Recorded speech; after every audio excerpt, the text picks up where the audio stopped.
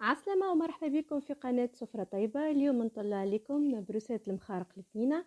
هذه هي روساتي المعتمدة، إن شاء الله تعجبكم وتنال رضاكم وتجربوها. فللتحضير المخارق البنينة اليوم إن شاء الله نستحقوا باش نحضروا أول حاجة الشحور. نسحقوا فيه 2 كيسان بسعة 20 سنتيلتر من السكر، معاه كاس ماء عادي 20 سنتيلتر،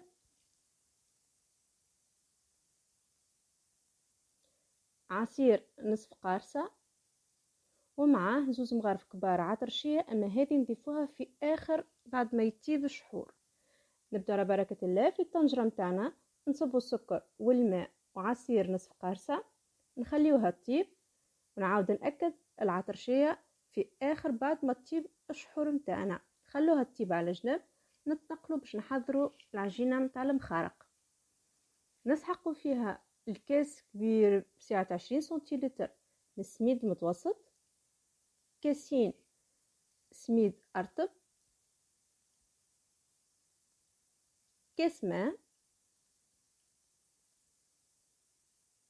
حتى هو 20 سنتيلتر، 10 سنتيلتر. هنا للأمانة خلط ما بين زبدة وزيت مذوبة، ولكن الأحسن والأفضل والأبن هو السمن العربي، ونجموا نستغنوا عليهم الكل ونستعملوا الزيت نباتي 10 سنتيلتر. نسحقوا مغرفة صغيرة تاع قهوة خميرة، سكر، ومعهم 4 مغرفة صغيرة نتاع ملح.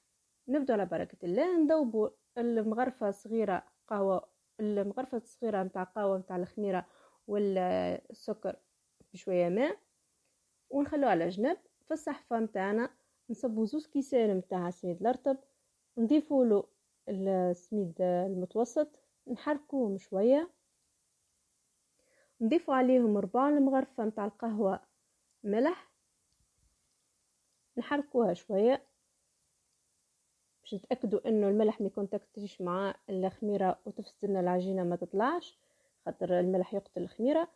نحركوهم شويه ونضيفوا لهم الزيت النباتي ولا زبده وزيت، والا الاحسن والابن هو السمن. نعاود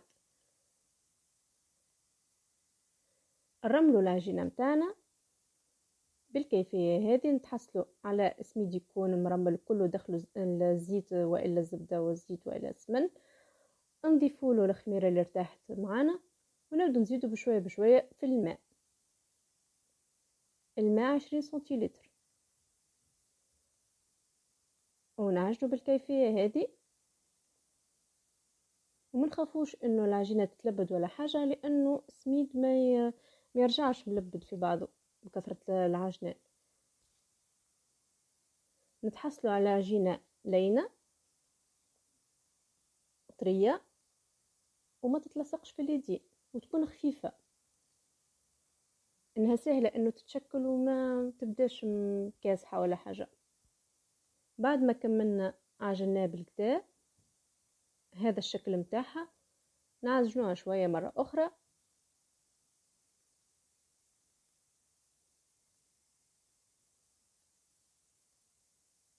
نجيبو نغطوها ونخلوها تتخمر عندنا ما بين نص ساعة حتى لساعتين، انتي والسخانة متاع الكوجينة.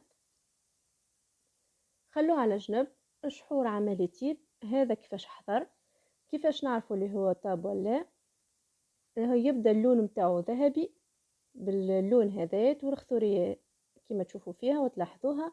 باش نعرفوه طاب ولا انه ناخذ نقطروا بالمغرفة على البلون دو ترافاي، كان بقت في بقعتها ما ساحتش على الكامل البلون دو ترافاي معناها طاب عندنا. انا هنا باش نستعمل الايديا كما تشوفوا، حطيت في صحفة قطرت انه بقت القطرة نتاع الشحور في بقعتها ما ذابتش في الماء، نعرف انه طاب عندي الشحور. واسيوس اللي يتشكوا من الشحور يجيهم عاقد ولا حاجه، شنو باش نزيدوه باش نخففوه؟ هو بشويه بشويه نزيدوا له الماء ونحركوه باش نتحصلوا على الخثوريه الشحور المطلوبه باش نعسلوا بها الحلويات بتاعنا.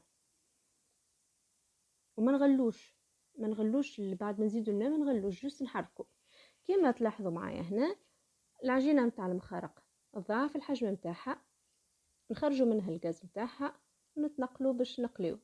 هذه الشحور بعد ما برد تماما، يلزم الشحور يكون بارد والمخارق يكونوا سخونين باش يتشربوا، باش ما تجيش كعبة المخارق مبلولة برشا معنا بالشحور.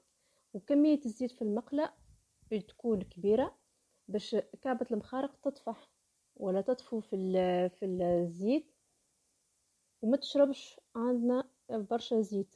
كي نقليوها ما تشربش برشا زيت. والحجم نتاع الكرة اللي باش نشكلوها هي اكبر شويه من كعبه المشماش، هكاك معناها كبيره. نبدو نقلبوا في كعبات المخارق ونشكلوهم ونخلوهم يستقطروا شويه وندخلوهم بالشحور واحده ورا واحده حتى لين نكملوا الكعبات الكل. كما تلاحظوا معايا تحصلت على اللون الدوري معناها ذهبي نتاع المخارق. نخليهمش برشا في الشحور باش ما تبقاش معسله برشا الكعبة المخارق تجي ياسر حلوة. كما تشوفوا معايا العجينة متاعي حضرت لي 12 كعبة من المخارق وتنجموا الكمية تضاعفوها. كما تشوفوا هذا صحن نودكم بيه ولا نشهيكم، ان شاء الله تعجبكم الرسالة وتطبقوها وتبارتاجيوها مع احبابكم واصحابكم. وما تنسوش الاشتراك في القناة وتفعلوا الجرس باش يوصلكم كل ما فيديو نحطه جديد. والى اللقاء في فيديو جديد ان شاء الله ورسالة جديدة.